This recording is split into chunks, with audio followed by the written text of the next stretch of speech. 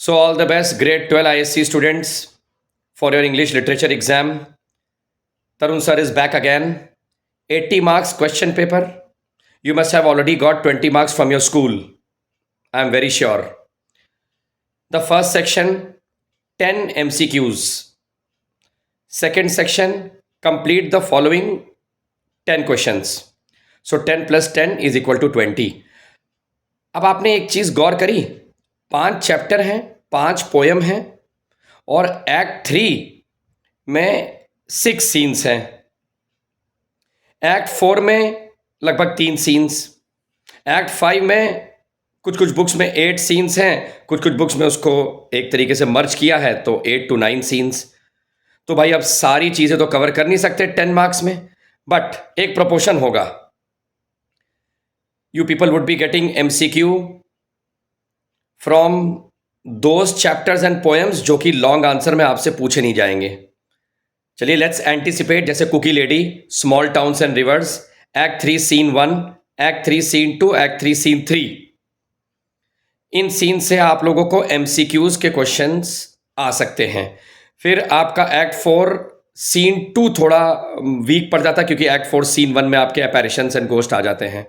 तो इस तरीके से you people would be getting 10 questions based on MCQs and it can come from anywhere, believe me, लेकिन easy होंगे।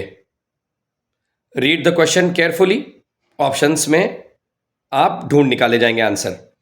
अब आप आते हैं complete the following. Complete the following का एक रूल है, ये सब 1 मार्क के क्वेश्चंस हैं। Listen to this very carefully. I am not teaching you people, rather I am training you people.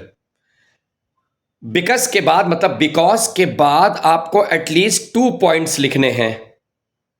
For example, Macbeth was feeling afraid of Banquo. Example, because of the witches prophecy related to his sons who would become the descendants in the future, and Banquo was also a very brave warrior। तो आपने मान लीजिए ये answer लिखा तो 2 points. बहुत लंबा नहीं लिखना। I request you people only 2 points because it carries only 1 mark. So 10 + 10 is equal to 20। आपको इन दोनों में एक चीज कॉमन नजर आएगी। MCQ में जो क्वेश्चंस जिस एक्ट से, जिस सीन से होंगे, जिस चैप्टर या पोएम, वो आपको कंप्लीट द फॉलोइंग में नहीं मिलेंगे। तो अगर आप ऐसे देखें तो act 3 plus act 4 plus act 5 कहीं ना कहीं 16 से 17 सीन हैं टोटल और 10 चैप्टर पोएम मिला के हैं। तो 10 + 7 इज इक्वल टू 17। और क्वेश्चंस आएंगे कैसे? 10 + 10 20। तो इसका मतलब they would be covering from each and every chapter, each and every poem and each and every scene. अब आ जाते हैं लॉन्ग आंसर। पहली बात तो कुछ बच्चों को पैटर्न ही नहीं पता क्योंकि उन्होंने स्पेसिमेन पेपर देखा ही नहीं है। 5 + 5 + 10 इस तरीके से आता है। बात मेरी समझ रहे ना? और करके आता है, वो चॉइस वाला क्वेश्चन होता है। 20 + 20 + 20 60 मार्क्स आपको कहीं ना कहीं करने होते हैं लॉन्ग आंसर में। अब सवाल ये है कि 3 कोई पोएम आएंगी, 3 कोई चैप्टर और 3 कोई सीन। चलिए मैं जल्दी से बता देता हूं। Indigo most expected. Indigo based on the story of Anuruddha is very important, number 1। Number 2, जो कि बहुत ही लेंदी है और पहला चैप्टर है, we can not ignore it, Tarapada, Atithi. And number 3, medicine bag. ये तीनों में 2 आप लोगों को क्वेश्चंस मिल जाएंगे। पोएम में death B not proud is very very important. Death B not proud, telephone conversation, because it is based on racial discrimination, जो कि हो रहा था, हो रहा है और होता रहेगा।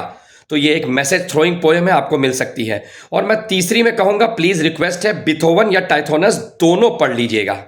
स्मॉल टाउन्स एंड रिवर्स को मैं अभी बहुत कम चांसेस बोल रहा हूं, मैं ना नहीं कह रहा हूं। तो 3 + 3 मैंने आपको बता दिया। अब आते हैं important things related to drama. Cauldron, apparition, ghost, इन तीनों के बिना तो इम्पॉसिबल है कि वो पेपर को बनाने की सोचें भी, क्योंकि this is for the first time आप नए कोर्स का बोर्ड्स देने जा रहे हैं। मैकबेथ ने जो कॉल्ड्रॉन सीन में एंट्री करी थी, he encountered first apparition, second apparition, third apparition, the witches. उन्होंने कॉल्ड्रॉन के अंदर क्या क्या डाला था, you will have to memorise it as it is, because जिसने भी ये अटेम्प्ट किया उसको पूरे नंबर मिलने के चांसेस हैं। Cauldron scene plus apparition plus 8 ghost plus Banquo in the mirror, इसके बाद जाके खत्म होता है ये पूरा का पूरा अपैरिशन वाला सीन। दूसरा बहुत इंपॉर्टेंट है, जो बैंक्वो का गोस्ट मैकबेथ को दिखता है। तीसरा इंपॉर्टेंट है, मैकबेथ की जैसे ही बेइज्जती करती है लेडी मैकबेथ, बिकॉज उसको भूत नजर आ रहा था जो कि और किसी को नजर नहीं आ रहा था। No one else could even see what is happening over there. Macbeth was behaving very weirdly. फिर मैकबेथ का फर्स्ट मर्डरर सेकंड मर्डरर से प्लानिंग करना, ये इंपॉर्टेंट है। मैल्कम एंड मैकडफ का कॉन्वर्सेशन जो कि एक्ट 4 में होता है, where Macduff tries to convince Malcolm कि चलो स्कॉटलैंड इज ब्लीडिंग। मेरी बात समझ गए? लेकिन मैल्कम भी बहुत चालाक था। He wanted to test the loyalty and royalty कि क्या मैकडफ सही में आया है यहां पर या मैकबेथ ने उसको भेजा है। यह बहुत इंपॉर्टेंट है। लेडी मैकबेथ का स्लीप वॉक, नींद में चलना इंपॉर्टेंट है और उसके मरने तक वो इंपॉर्टेंट रहता है। मैकबेथ एंड मैकडफ का एनकाउंटर जो कि आखिरी में होता है इज वेरी इंपॉर्टेंट। कई बार लेनॉक्स और लॉर्ड जो कि एक्ट 3 का सबसे आखिरी सीन है, it's very very important, where Lennox he blames and accuses the sons. Malcolm Donalbain को एक्यूज करता है सरकास्टिकली और फ्लियांस को एक्यूज करता है क्योंकि ये लोग अपने ही फादर को मरता हुआ देख के भाग लेते हैं। तो लॉर्ड्स मैकडफ के बारे में बताता है, लॉर्ड किंग एडवर्ड के बारे में बताता है, लॉर्ड साइवर्ड की आर्मी के बारे में बताता है।